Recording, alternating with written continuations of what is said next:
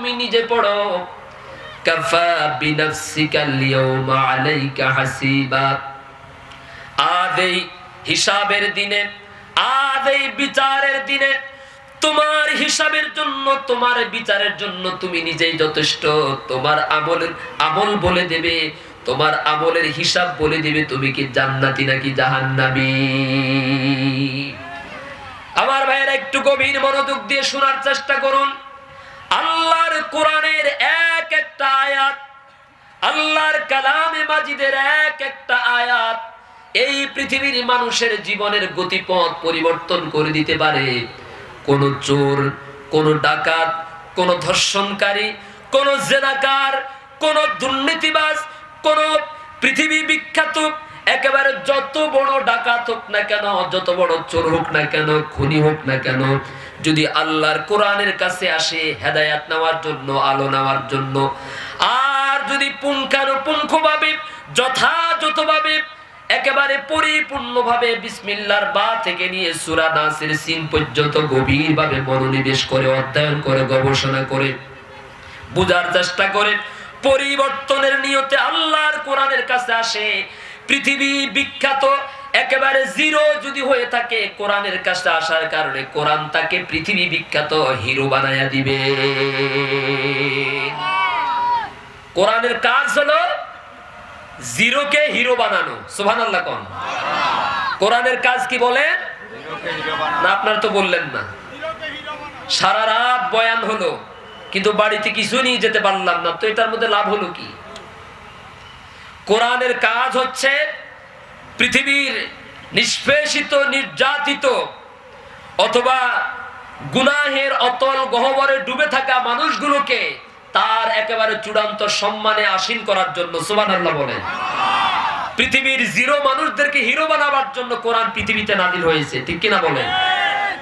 আমার বন্ধুগণ, সেই কালামে মাজিদের একটি মোটিভেশনাল আয়াত হলো যেখানে আল্লাহ রাব্বুল আলামিন বলছেন কিয়ামতের দিন প্রত্যেকটি মানুষকে তার আমলনামা হাতের মধ্যে তুলে দেওয়া হবে।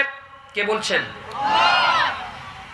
আর প্রত্যেকটি মানুষকে বলা হবে আজ তোমার হিসাবের জন্য কাউকে ডাকা লাগবে না।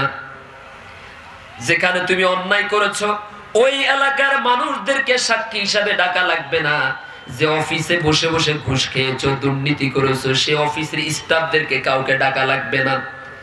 কারণ তোমাকে পাহারা দেওয়ার জন্য, তোমার আমলনামাকে লিপিবদ্ধ করার জন্য, তোমার হিসাবকে সংরক্ষণ করার জন্য আমি আল্লাহ দুইজন সংরক্ষণকারী এমনিতে দিয়েছি। সুবহানাল্লাহ বলেন। আছে না নাই? কোরআনুল কারীমে তাদের পরিচয় আল্লাহ এভাবে তুলে ধরলেন, কিরামান কাতিবিনা ইয়ালামুনা মা তাফআলুন। কিরামান কাতিবিন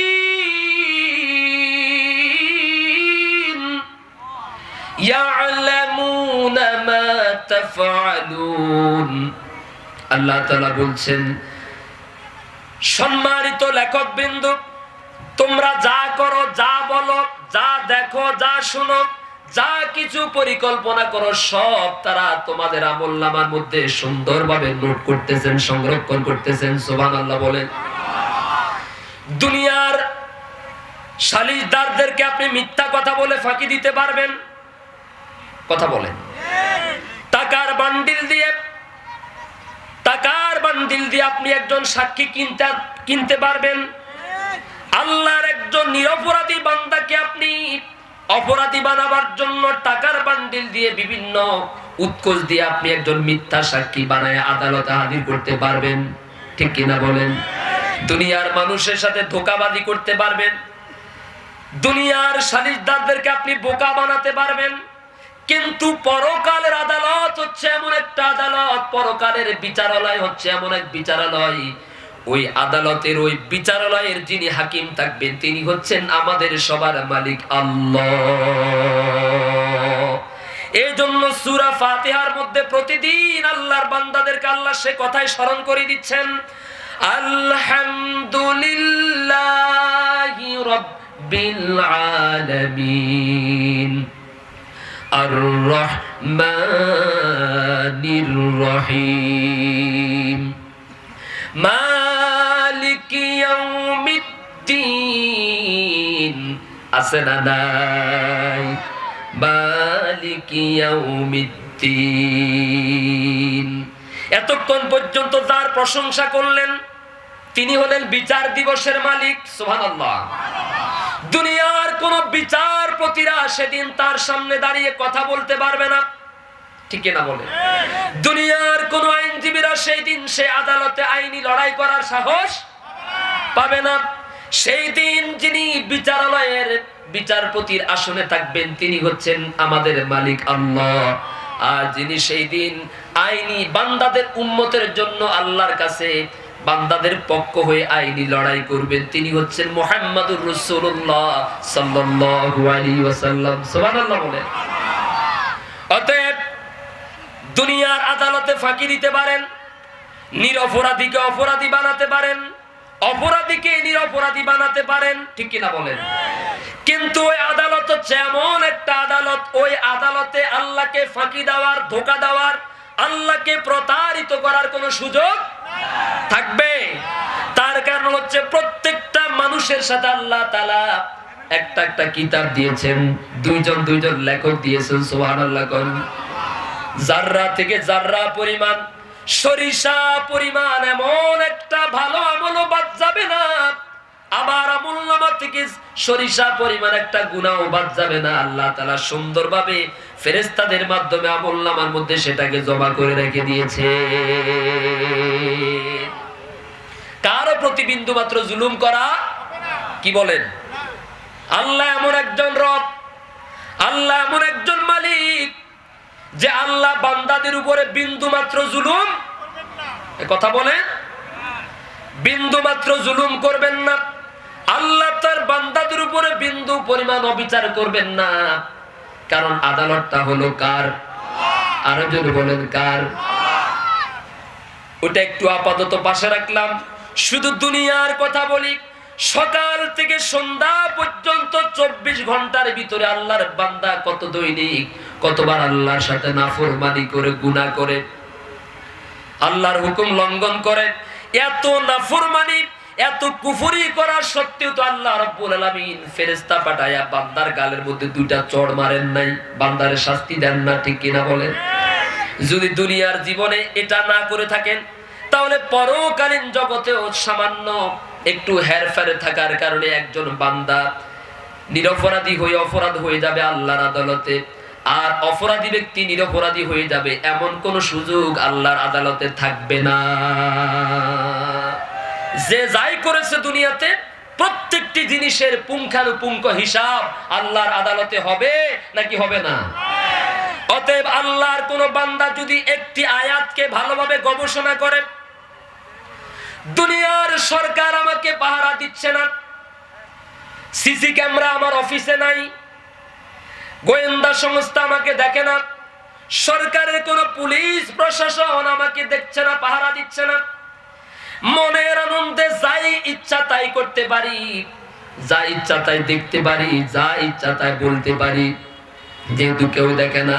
কিন্তু আল্লাহর কোন বান্দা যদি তার অন্তঃকরণের মধ্যে এই একটা আয়াত ভালোভাবে অনুধাবন করতে পারে, সেই বান্দা দুনিয়ার কোন সরকারের বাহিনীর ভয়ে নয়, বরং আল্লাহর ভয়ে, কিয়ামতের দিন আল্লাহর আদালতে জবাবদিহিতার ভয়ে ওই হারাম কাজ থেকে বিরত থাকে।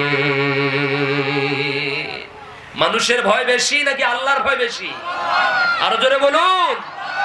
আমার ভাইয়েরা, এই মুহূর্তে মনে পড়ে গেল সেই চমৎকার সোনালী ইতিহাসের কথা, যখন মুসলিম জাহানের খলিফা, অর্ধেকটা পৃথিবীর খলিফা হলেন খলিফাতুল মুসলিমিন হযরত ওমর ইবনুল খাত্তাব রাদিয়াল্লাহু তাআলা আনহু। সুবহানাল্লাহ বলেন।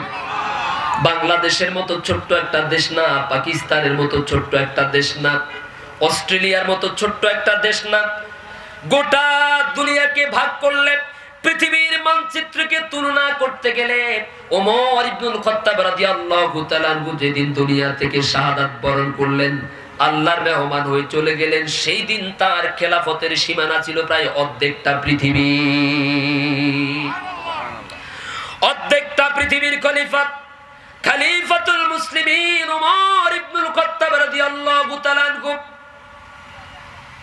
রাতের বেলা মদিনা শহরের অলিতে গলিতে হাঁটছেন, কখনো শহরে, কখনো নগরে, কখনো গ্রামে, কখনো গঞ্জে।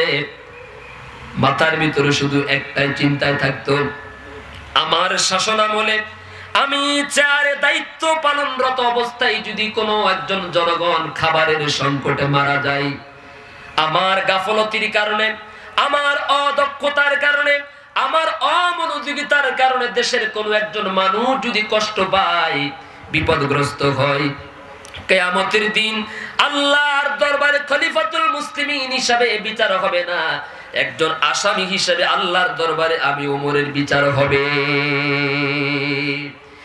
এই ভয় নিয়ে অর্ধেকটা পৃথিবীর খলিফা ওমর ইবনুল খাত্তাব রাদিয়াল্লাহু তাআলা রাতের বেলা অলিতে গলিতে হাঁটতেন, মানুষের কোন সমস্যা হচ্ছে কিনা, দুঃখ দুর্দশা বোঝার জন্য, জানার জন্য অগোচরে, মানুষের অগোচরে রাস্তায় রাস্তায় ঘুরতেন। হঠাৎ করে গভীর রজনীতে একটা ঘরের পাশ দিয়ে রওনা করলেন। এই গভীর রজনীতে ঠিক ফজরের নামাজের আগ মুহূর্তে ঘরের ভিতরে টিম টিম করে আলো জ্বলছে। ওমর ইবনুল খাত্তাব রাদিয়াল্লাহু তাআলা আনহু কান পেতে বেড়ার পাশে দাঁড়িয়ে দাঁড়িয়ে শুনতে লাগলেন, কি সমস্যার কারণে, কোন অজুহাতে, কোন কারণে এত রাত্রে তাদের ঘরের মধ্যে কথার আওয়াজ শোনা যায়, আবার বাতিও দেখা যায়।